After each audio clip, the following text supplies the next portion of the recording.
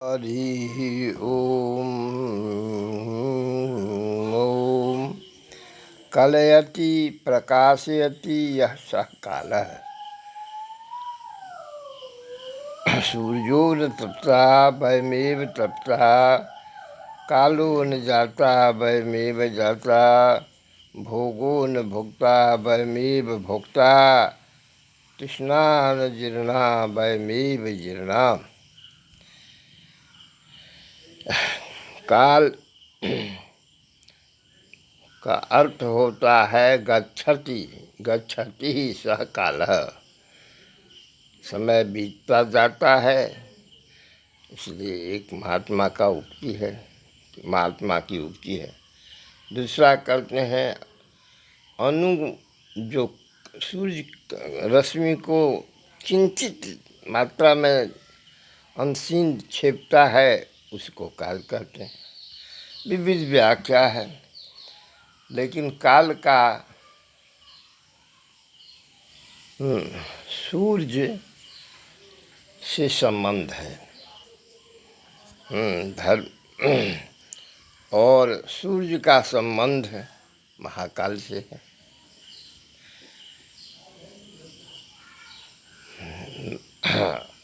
अतः बहुत शास्त्र सम्मत है। हरिवंश में विशेष वर्णन है, सतयुग द्वापर त्रेता और बहुत काल की गति। इतना समय में इनको जाना है, इतना समय में इनको आना है, ये सब गलती है। सुखोपनिषद में भी है, ब्रह्मोपनिषद में भी ब्रह्मा की क्रियाकलाप वर्णित है। बहुत सब ग्रंथ है जिसमें काल की गति विषय में विश्लेषण है। अब सतयुग में लोग 28 हाथ के होते थे, त्रेता में 14 हाथ के होते थे, द्वापर में 7 हाथ के होते थे, और अभी कलयुग में अपने ही हाथ से 3.5 हाथ के होते हैं। उसमें भी मनुष्य की सीमा घटता जा रहा है। मैं 6 पुस्तकों को देखकर अनुभव किया कि क्रमशः ह्रास है, शारीरिक, मानसिक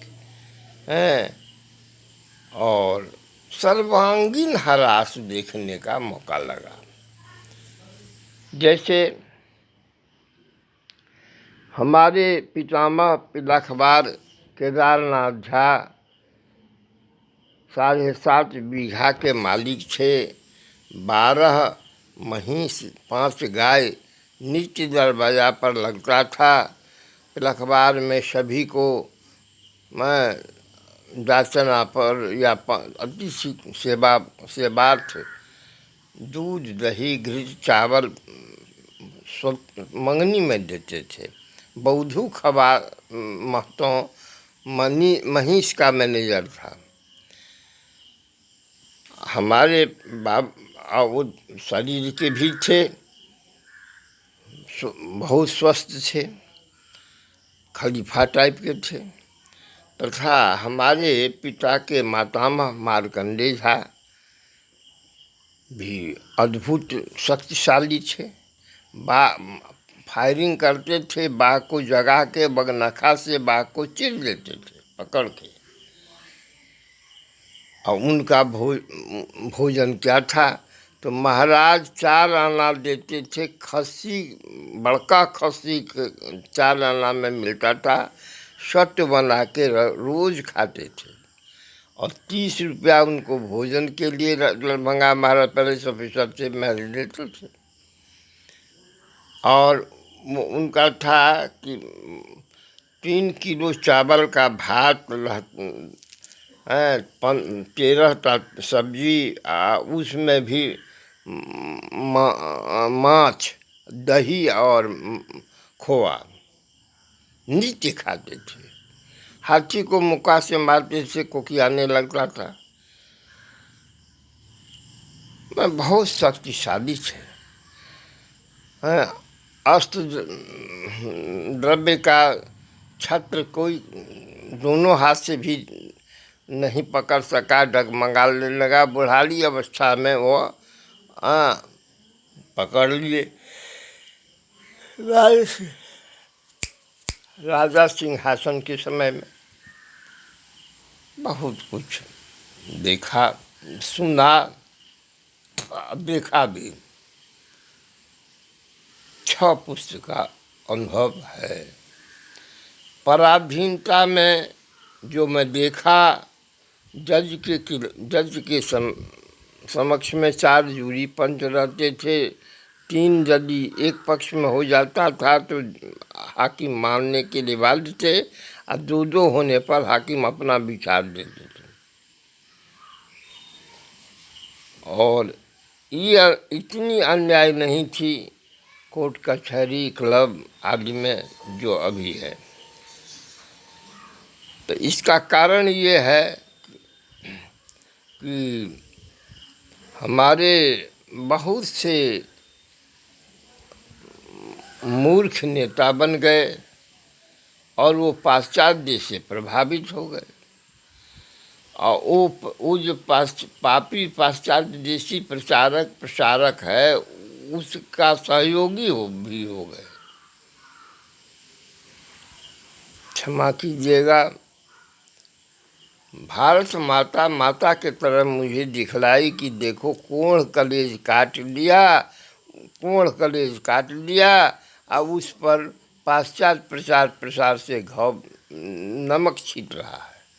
भारत माता का दर्द सोचिए। हे भारतवासियों, मुझे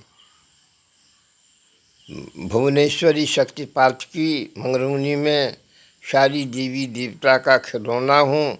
इतनी ही नहीं, बहुत से देवियाँ जैसे कृष्ण भगवान की अष्टपटरानी, कुछ महादेव, कुछ पृथ्वी माता सीता माता भी पृथ्वी पर रखती, हमको दिखाती नहीं, नमन करती ही है। क्योंकि मैं ब्राह्मण हूँ। और वो छत्रानी, कोई सूर्यवंशी, कोई चंद्रवंशी, कोई कुछ वंशी। तो वो देखिए, देवता भी सूर्यवंशी, चंद्रवंशी, क्षत्रित्व ब्राह्मण का सम्मान करते हैं। और ब्राह्मण भी क्षत्रित्व का सम्मान करते हैं। विश्वामित्र हैं का देखिए, जो कितना क्षत्रिय का सम्मान किए हैं। वशिष्ठ, मैं क्या कहूँ, सबों में बहुत प्रेम, आमोद, प्रमोद, प्रजाति था। अब लोप होते जा रहा है। इसलिए मैं कहता हूँ सबों से, सामंजस्य से जीवन यापन कीजिए, उसी में कल्याण है।